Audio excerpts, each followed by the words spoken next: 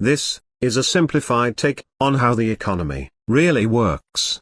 Instead of separating resources into food, water, and living space, we will lump it all together as this magical, blue resource.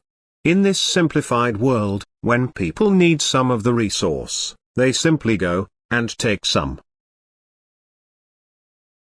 But then, one day, a powerful man with weapons shows up and says, "Look, people. I own this now. If anyone touches my resource without my permission, I will hurt them. Possibly, even kill them." So, now, this large fellow owns the resource. Whenever he needs resources, he takes what he wants. But no one else can get what they need to survive. So, people are starving. But the large fellow hatches a plan. Because he wants people to work for him, so he tells the people, "Look, I have these little pieces of paper. If you do things for me, I will give you these pieces of paper in return. Call them money, or dollars, or whatever. You can then trade them back to me for some of the resource." Well, one of the people is very talented at singing. So, he starts to sing for the big fellow. And the large fellow truly likes it. So, let us call this large fellow, who violently enforces his claim over all of the resources, a job creator. After all, he owns the resources, and trades people money to do jobs for him. He creates those jobs. In this situation, the big guy trades money to the little guy to sing for him, and the little guy trades the money back to the big guy for some of the resource. So now, the little guy is basically employed. He has a job. He can trade a service for money, and then trade that for the resource. So, this is how he now gets the resource. Before, he could just walk up to the resource and take it. Like men once went into nature and hunted, and fished, and built log cabins. But these days, everything is owned. So those of us, who do not own resources, must find employment from some bastard who does. At this point, other people who need some of the resource realize that those pieces of paper have value. They realize that if they can get some of that paper, they can trade it to the big guy for the resource, and they too can survive. So now everyone goes to the singer, or the big guy, and offer their services. Because the singer has so much money, he becomes a job creator himself. So people do whatever the singer wants for that money. Then they can trade the money to the big guy for some of the resource. At this point, money begins to circulate throughout this little society. People trade services for money, money for resources, resources for money, and services for resources. This is a functioning economy. The big guy came, showed up, took control of the resource.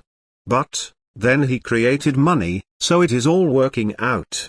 Everyone is still surviving. But, uh-oh. The big guy built a robot. He wasn't as dumb as he appeared. Now, this robot can sing better than the human singer. This means that the robot can now do the job that the singer was doing. And the big guy doesn't have to give money to the robot either, because the robot does not require the resource. All he has to do is plug the robot in. The robot basically works for free. It's solar powered, so all the people who had money trade it to the big guy for resources. At this point, money is going out of the system, but it is not coming back into the system. Because the big guy is not creating any more money and trading it to anyone, so the people are competing very hard for that last bit of money. They all go around, wondering why there is no money. Most of them think to themselves, well, I guess my skills are not valuable to anyone. So, they go back to college. They keep training and studying. But the truth is, that there is literally no money coming into the system at all. But everyone is so used to trading their services for money, that they do not even wonder whether the money is coming into the system anymore. They simply assume that money exists somewhere. But they are wrong. so no one has money to trade for resources. And they are consuming the few resources they had left. Meanwhile, the large guy is fine.